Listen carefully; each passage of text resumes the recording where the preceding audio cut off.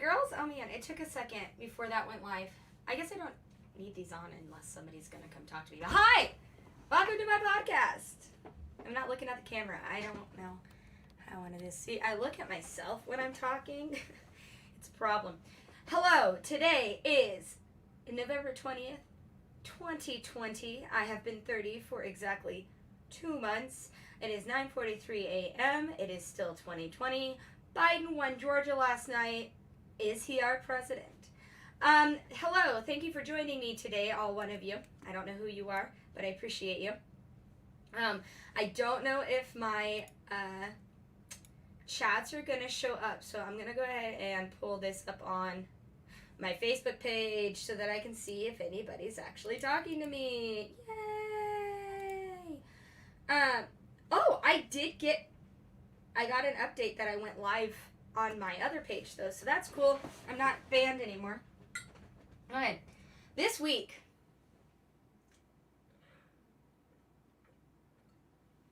has been a week. So, Adam versus a Man, today's last show for this. Oh, it's CJ. I see you. Hey, I see it. I can't see your profile picture, but your comment popped up. So Adam versus the Man next week is taking a week off. Oh, and I lost all my viewers.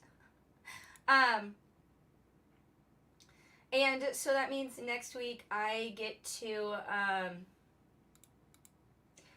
not have any actual real, like, engagements? Is that what the word is? Like, okay, Adam's on a cross-country adventure with his wife right now for the holidays, and so he's been on the road for the last week, which means that, like, it's just been a week of shows for us. But now that next week is Thanksgiving, surprise, if you didn't know, next week's Thanksgiving, we definitely, maybe I just need to center this. Yeah, that's better. Oh, there's my microphone. Okay, so we get the week off. So I'm going, I have homework for myself to do for that and for just other things in my life that I need to get put together. I'm still working with the Vermin Supreme Institute. I was part of Disrupt the Vote during my candidacy. So let's just talk about Vermin Supreme and what I'm doing politically, shall we? So Vermin Supreme Institute is what Team Supreme decided to do after he lost the nomination for the Libertarian Party for the president.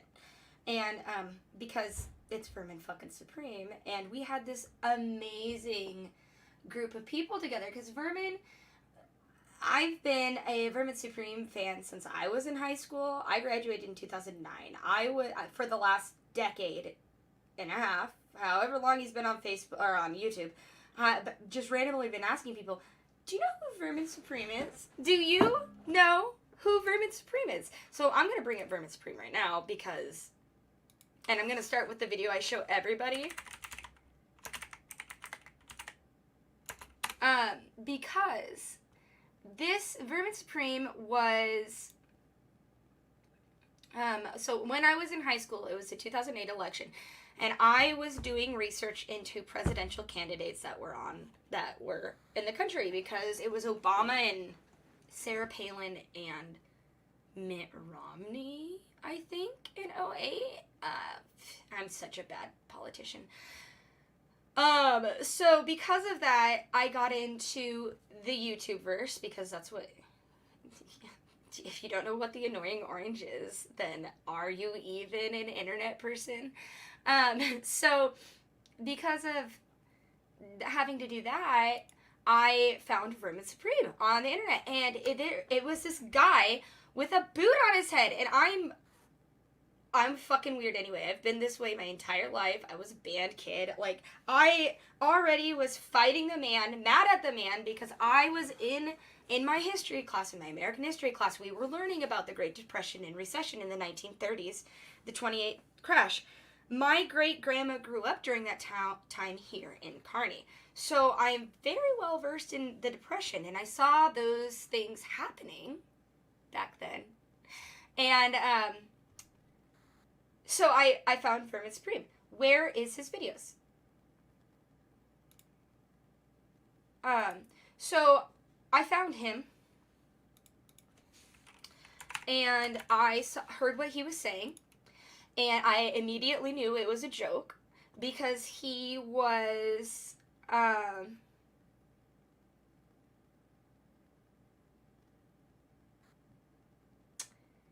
he was doing that thing. Sorry, I'm multitasking. He was making fun of the government. He was clearly saying exactly what the government was doing in a funny way. He was calling them things that no one but me was calling the government at that time. And that really fucking appealed to me. So as a candidate, earlier this year, being as I've always loved Vermin Supreme, I invited him to our state convention because I was the vice chair of our local affiliate at the time. And I knew Shut the fuck up, CJ. I'm not the here. Yeah.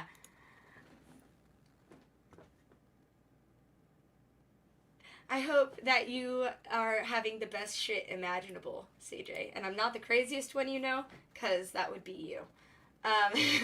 So, Vermin's fucking supreme. I invited him to our state convention, and I checked to follow up, and his manager told me that he wasn't going to be able to come. They got dates mixed up. So he didn't show up to my state convention, but because of inviting him to the state convention, I got involved with Team Supreme.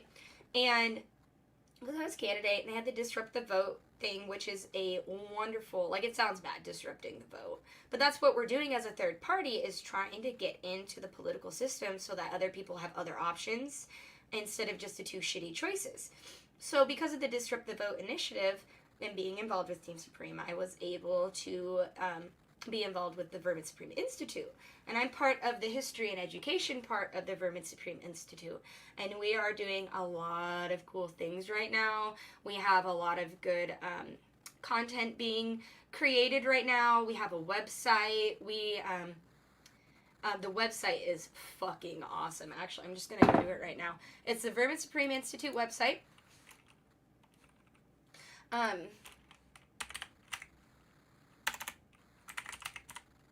There it is. All I had to type in was his name, and it's the first Google search. So this is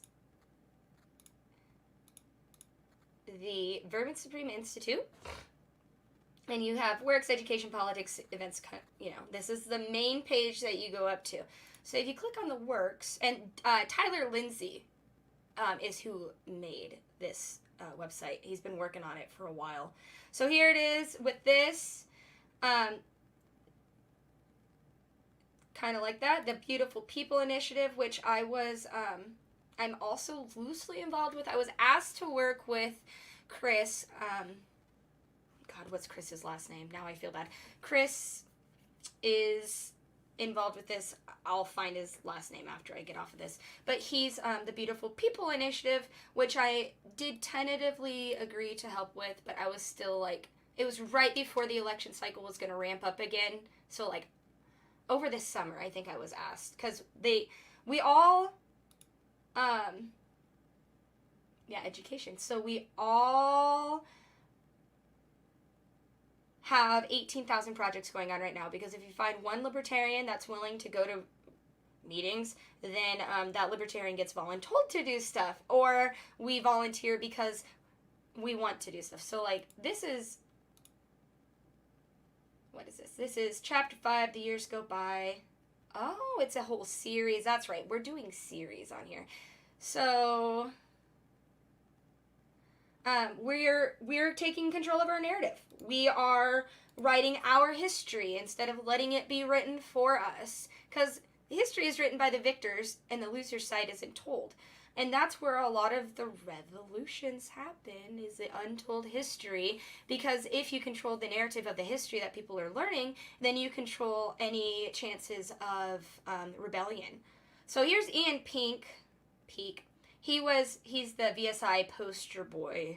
Hey, birds aren't real. I'm going to click on it. So this is endorsements for him. Here's Manzo. I love Manzo. So Richard Manzo is who wrote this. If I believe correctly, Richard Manzo also won his race, so he's an elected libertarian again. And he's like 12. He's totally like a baby. He definitely has his shit together as a baby. And I love Manzo, though. Events. Ooh. Oh, yes. Okay, so this launch party, we raised almost $2,000 with our Vermin Supreme auction. I got that doll at the auction.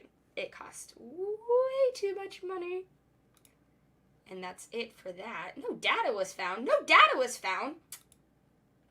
So I think I went through the whole... Oh, I'm not logged in. Council. What? See, there we go. Oh, Chris Rogers. That's who it is. See, I knew I would find it. Here's Derek, Aaron, Dan, Desiree. That's who was Vermin's campaign manager. Here's our volunteers. Yes. Okay, and then firebrands. Oh, look, it's me! Oh, I'm a firebrand of Vermin Supreme Institute? What? Look at that. Oh, and there is Adam Kokesh. Right there. First thing you see. Look at that.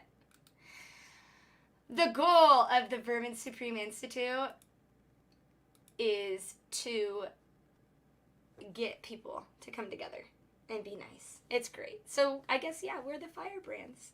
There's only 3 of us. I actually haven't played on the website yet because I've been so busy. So this was actually me discovering the website in live time. You're welcome. Richard Manzo. I love Manzo. Treasurer of Hillsborough County. Okay. What?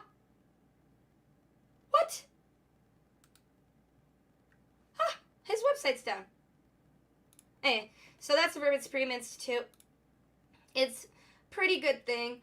I next week am going to finish my article for the Vermin Supreme Institute because I'm doing a what am I doing?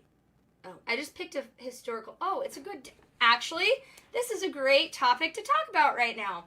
So I am putting together an article about Stormy DeLavier. Today is Trans Remembrance Day.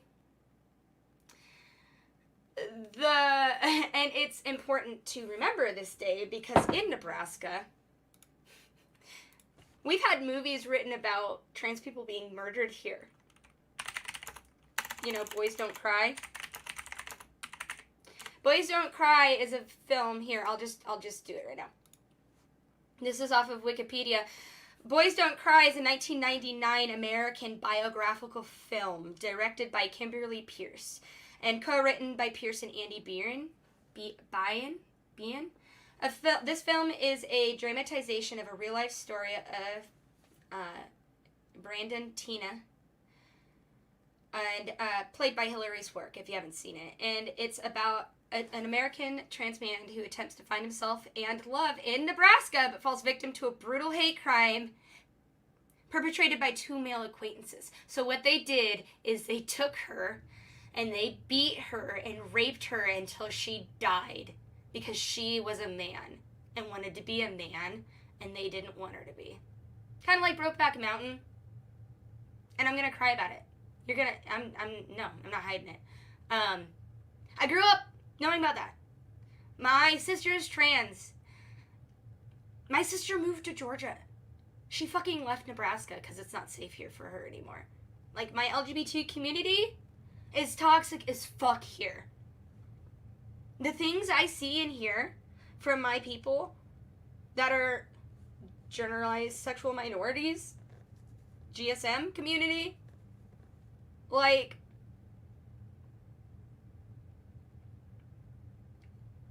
y'all, it's not just about fighting for your right not to wear a mask when people are being murdered for wanting to be who they are on the inside and project that on the outside and not hide who they are. So I'm doing an article about Stormy DeLavier. Stormy, off of Wikipedia, was an American woman known as the Butch Lesbian, whose scuffle with police was, according to Stormy and many eyewitnesses, the spark that ignited the Stonewall riots, spurring the crowd to action. Yeah. She was born in New Orleans to an African-American mother and a white father. She was born in 1920. So she was born 100 years ago, December 24th, 1920.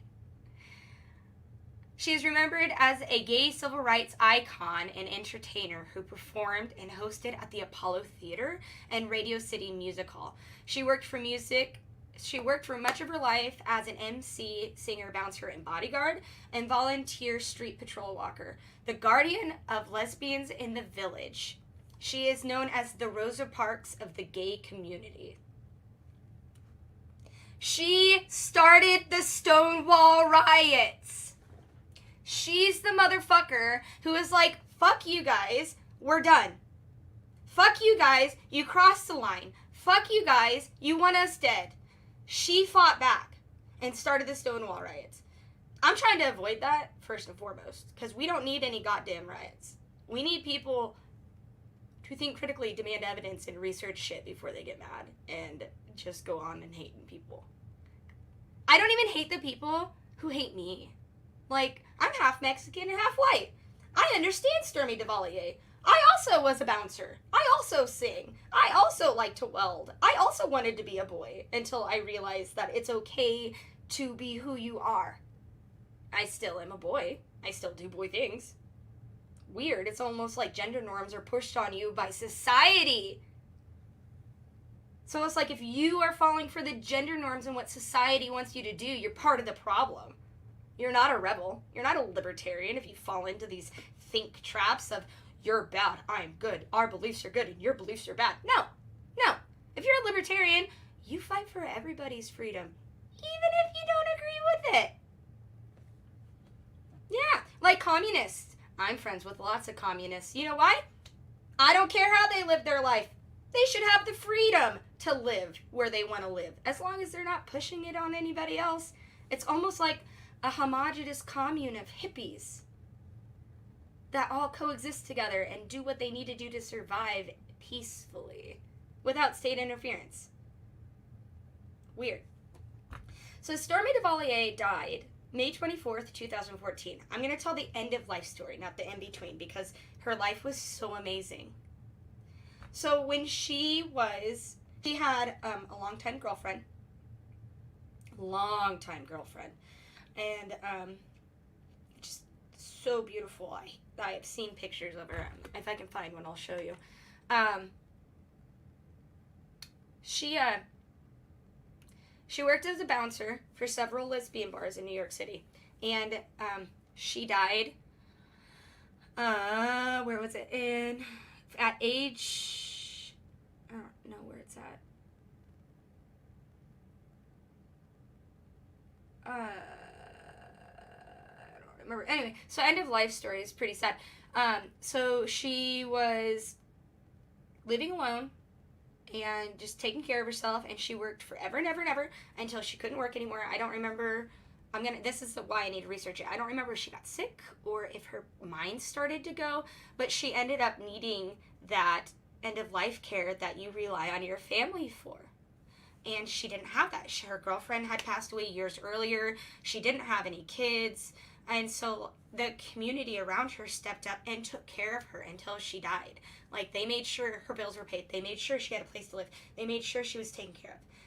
And just from beginning to end, this woman's life was an American story that needs to be megaphoned all over everywhere for everybody. She was born in a time where it was better for her to be white than dark. Like, she was white passing. That's very clearly written in her life stories, that she was white passing, and because of that, her life wasn't as bad. Weird how things don't change, huh? So she was just like, she did drag scenes. Like, she was into drag. That the show, the Apollo Theater, she would, that is a good story. So when she worked at the Apollo Theater, she was the announcer. She was the MC for the show, and she would sing. And the show was like 23 men and one woman. Like, all of these women, out of all of these women, only one is real. And that's how they got away with drag back in the day. Because it was a showgirl show in New York. So all of these beautiful showgirls were all in drag. And the only female was dressed in a tux, being the MC, and looked like a boy. So, and the audience had to guess, who's the woman? Who is the beautiful woman on this stage? Everybody's a dude, but the MC, who looks like a dude. And that was really cool back then. Like, she did things, she broke barriers, she fought for the right that people are still trying to take away from us today. All because she didn't want to live the way people wanted her to. Sturmy Devalier, everybody. Yes. Look at that. Look at that. That's her. I want to zoom in. That's her. Dressed in her Apollo Theater stuff. Look at how beautiful. Look at it. Anyway, that's the end of that rant. Other than those things, I'm going to scream and talk about Trans Right Remembrance Day on this beautiful Friday. It's not beautiful. There's storm clouds to the north coming in. It looks like it's going to snow. I haven't even checked the weather. Let's go through the weather.